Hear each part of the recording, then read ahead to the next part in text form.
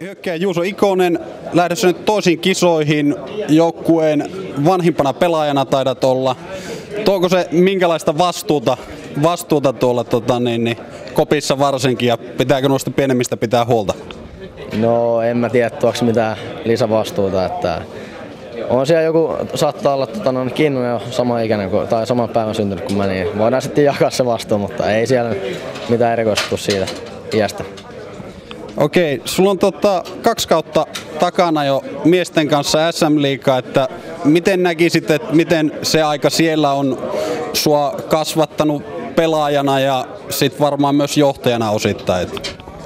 No varmaan pelaajana kehittynyt ja niin, en mä tiedä, henkisesti varmaan ehkä tullut itseluottamusta lisää ja kokonaisvaltaisesti varmaan kehittynyt pelaajana, mutta niin, siinä se varmaan. Mites jos kuvailisit omia vahvuuksia nyt pelaajana vielä ja mikä omasta mielestä se oma rooli tuossa MM-joukkueessa tulee olemaan ja miten sinä autat joukkuetta voittamaan pelejä?